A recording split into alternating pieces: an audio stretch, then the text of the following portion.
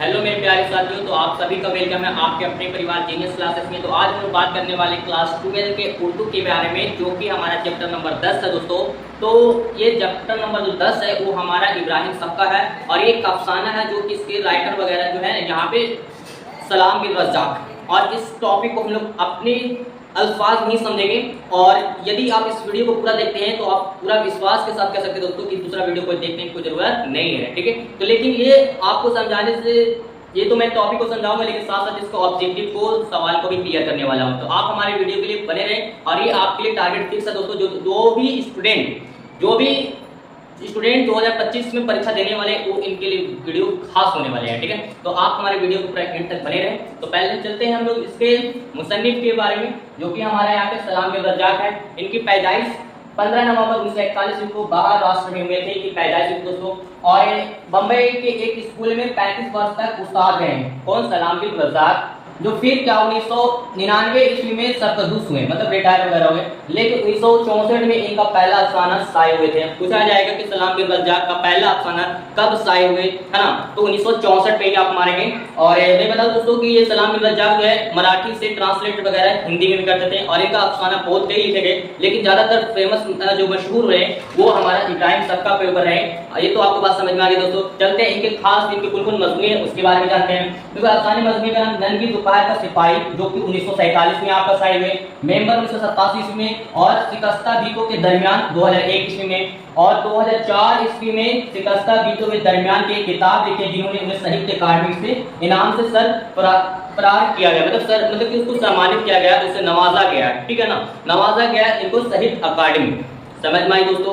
ये तो आपको समझ में आ गया। चलते हैं अब हम इसके, है ना, इब्राहिम सबका के ऊपर। तो ये दोस्तों, ये जो इस अफसाना जो है हमारा एक रेगिस्तान के बारे में बताया गया है, जो कि सलाम बिन रज़्ज़ाक़ जो है वहां पास 25 साल बाद आते हैं उस जमीन पे, जो इंस्पेक्टर के तौर पर आते हैं, और वहां की तहकीकात छानबीन करते हैं कि क्या है पहले के दौर और अब के दौर में क्या फर्क पड़ गया है उसके बारे में। तो बता दूं मैं दोस्तों कि मैंने बताया कि उन्होंने रेगिस्तान के एक इलाके थे जिसका नाम धोरन नाम था। क्या दोस्तों? गाँव का नाम धोरन गांव का नाम था। उस इलाके में इन्होंने 35 वर्ष तक उस्ताद रहे थे, है ना, शिक्षक का पद, मतलब पढ़ाई वगैरह थे। लेकिन जब 25 साल बाद आए थे उस जमीन पे, तो फिर इंस्पेक्टर के तौर पर आए और वहां की जो दशा को देखा।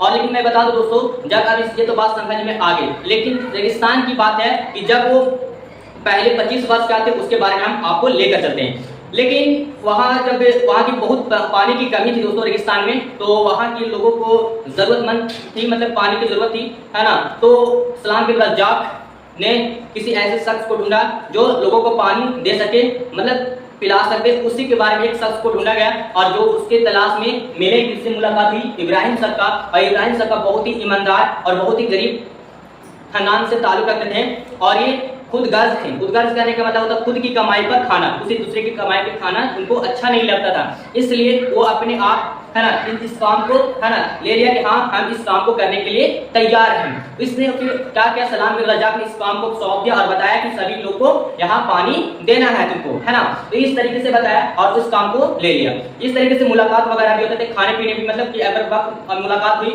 तो फिर इब्राहिम सबका ने जाकर के कहा कि मैं आपके लिए कुछ, है ना, मैं कुछ मतलब शायरी करना चाहता हूँ। बोला कि ये शायर? बोला हाँ। तो ठीक है गाओ, है ना, ये साथ जरूर फरमाए। क्या है? तो उन्होंने अपना शायर गाने के बाद, है ना, उनको सुनने के बाद ये पता चला सलाम बिन रज़्ज़ाक़ को कि उसकी शायरी में दम था दोस्तों, है ना, दुख, मोहब्बत और इजहार के बारे में था, बहुत था। और इस तरीके से बताने के बाद ये पता चलता है कि सलाम बिन रज़्ज़ाक़ मतलब सुने तो उनको अंदर से इमोशनल कर दिया गया, ठीक है ना। बहुत ही, है ना, लगा कि भाई सच में क्या था, है ना, मतलब कि बहुत ही इनको लगा, दुख भरी लगा इस मोहब्बत के इज़हार के बारे में। लगता है कि ये, है ना, दायरे, मतलब कि दायरे से गुजर चुके। कौन? वो इब्राहिम सबका। ऐसा उनको पता चला इसके बारे में। लेकिन दोस्तों देखिए, इब्राहिम सबका जो थे वो एक उसी इलाके के एक गाँव में ही, मतलब कि एक लड़की से मोहब्बत करते थे, जो बेदार खान हसमुख की बेटी से वो मोहब्बत करते थे, प्यार करते थे, लेकिन उनका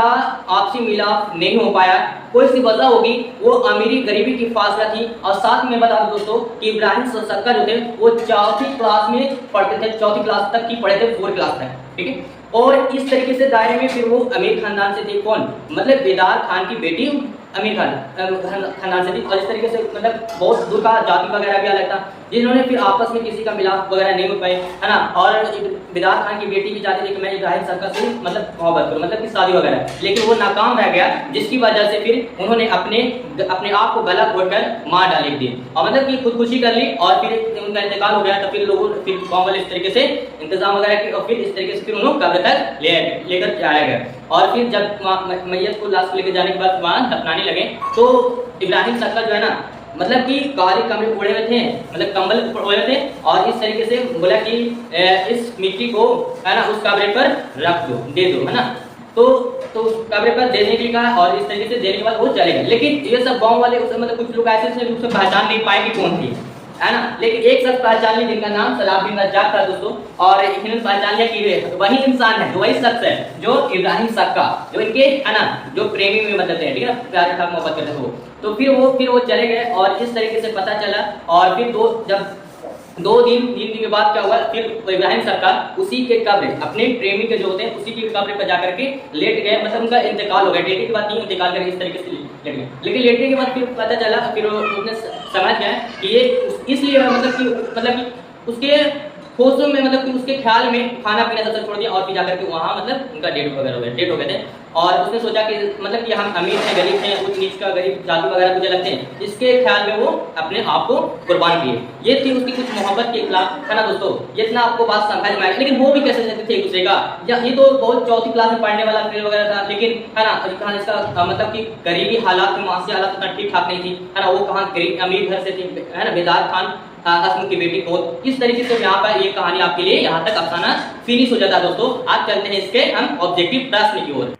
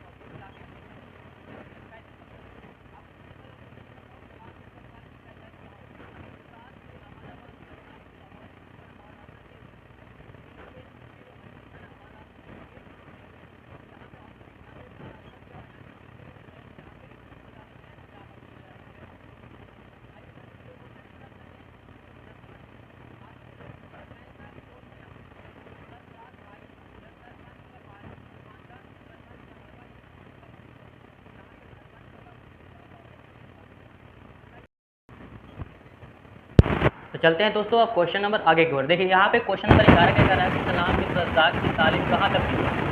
डिप्लोमा एजुकेशन तक, MA BA तक या इंटर तक। तो इन्होंने सलाम बिन रज़्ज़ाक़ जो है अपने लाइफ में ज़िंदगी में डिप्लोमा एजुकेशन के ऑप्शन ए। सलाम बिन रज़्ज़ाक़ का पहला अफसाना कब तय हुआ? 1962, 1963, 1964। तो पहला अफसाना आपको मैंने बताए थे, जब भी आपको दास्तान सुनेंगे तो आपको पता होना चाहिए 1964 ईस्वी में। बम्बई म्यूनिसिपल कॉरपोरेशन, यहाँ पे कॉरपोरेशन के बारे में बताया कि स्कूल के वह कब सब कदुश हुए थे? तो 1997, 1998, 1999, 2000। तो 1999 आपका परफेक्ट आंसर। 14 नंबर, 10 जिले में सलाम बिन रज़्ज़ाक़ अली खां हुआ, मतलब अफसाना मजमूए नहीं है। इसमें से कौन सा सलाम बिन रज़्ज़ाक़ के इसमें अफसाने मजमूए नहीं है यहाँ पर, ठीक है? तो शिकस्ता बीतों के दरमियान, नंगी दोपहर का सिपाही, माहिम का खाड़ी या मैबर। तो यहाँ पे माहिम की खाड़ी, मतलब ये सब सभी मजमूए हैं लेकिन ये वाला नहीं है, तो ऑप्शन सी हो जाएंगे। क्वेश्चन नंबर 15 में कि किस किताब को सलाम बिन रज़्ज़ाक़ ने मराठी से तर्जुमा किया था? कार्ल मार्क्स, क्रिश्चियन कोल हेटर के द्वारा, या फिर जॉन कलक्रस्ट या अता हुसैन। तो यहाँ पे क्रिश्चियन कोल हेटर के द्वारा, ऑप्शन बी हो जाएंगे। तो सवाल नंबर अब 16 में देखिए क्या कह रहा है कि सलाम बिन रज़्ज़ाक़ का हिंदी अफसाने मजमूए का नाम क्या और वह कब शाये हुआ था? तो आसरी हिंदी कहानियों 1998, या नंगी दोपहर का सिपाही 1977, दीनो 1998, या मेबर 1987। तो ऑप्शन सी हो जाएंगे, दीनो 1998। इस तरीके से आप नोट्स कर लीजिए, आपके लिए बहुत ही एग्जाम के लिए बेटर रहेंगे दोस्तों, ठीक है? क्वेश्चन नंबर आप चलते हैं 17 नंबर में कि यहाँ पे कि नेशनल बैंक ट्रस्ट ने सलाम बिन रज़्ज़ाक़ का मुतरजुमा यहाँ पे किताब असरी हिंदी कहानियाँ कब शाये हुए? तो 1995, 1996, 1997, 1998। तो 1995 आपका करेक्ट आंसर हो जाएगा दोस्तों। देखो क्वेश्चन नंबर 18 नंबर पे आते हैं। क्या कहा जा रहा है कि अब्दुल रब कौन था यहाँ पे? स्कूल के इंचार्ज, स्कूल के प्रिंसिपल, स्कूल के हेडमास्टर या कोई नहीं? तो स्कूल के हेडमास्टर थे दोस्तों। क्वेश्चन नंबर 19 में क्या कह रहा है कि कितने साल के बाद सलाम बिन रज़्ज़ाक़ धोरन गांव में स्कूल में आए थे? कितने साल पे आए थे? तो बताया था मैंने 35 साल की उम्र में उस्ताद रहे थे, लेकिन 25 साल पर आए थे धोरन गांव, मतलब धोरन गांव में जो रेगिस्तान में है, इलाके में है, ठीक है? अब देखिए यहाँ पे कितने साल के? 15, 20, 25, 30।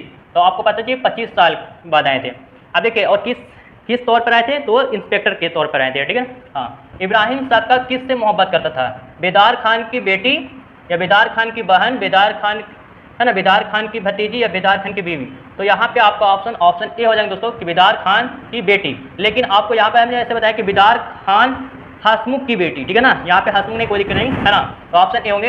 अब क्वेश्चन नंबर 21 नंबर में कह रहा है दोस्तों कि जनाब बेदारुद्दीन क्या थे? स्कूल के इंचार्ज, स्कूल के प्रिंसिपल, स्कूल के हेडमास्टर या कोई नहीं? तो स्कूल के इंचार्ज दोस्तों याद रखिएगा, जनाब बेदारुद्दीन, ठीक है? अब क्वेश्चन नंबर 22 नंबर क्या कर रहा है कि सलाम बिन रज़्ज़ाक़ 25 साल के बाद धोरन गांव के स्कूल में आए रहे थे, तो किस तौर पर आए थे? आपको डॉक्टर के तौर पर, इंस्पेक्टर के तौर पे, वकील के तौर पे, या टीचर के तौर पे? तो है ना, ये हमें कमेंट बॉक्स में जरूर बताएं, है ना? मैंने आपको इस दास्तान पहले सुना चुके हैं, है ना? मैं ऐसे ही बता देता हूँ, ठीक है ना? और लेकिन कमेंट बॉक्स में आप जरूर डालेंगे इस तरीके से। तो वो इंस्पेक्टर के तौर पर आए थे दोस्तों, 25 साल के बाद आए थे, तो है ना? आई बस समझ में, इतना आपको बताएं दोस्तों। ये वीडियो कैसा लगा दोस्तों? अगर फिर भी आपको कोई समस्या है दोस्तों, तो आप हमें अपने लफ्ज़ों में कमेंट बॉक्स में जरूर बताएं, ताकि हम पता चले, ठीक है ना? तो फिर मिलते हैं लेटेस्ट नए वीडियो के साथ। Okay, thanks for watching video, have a good day.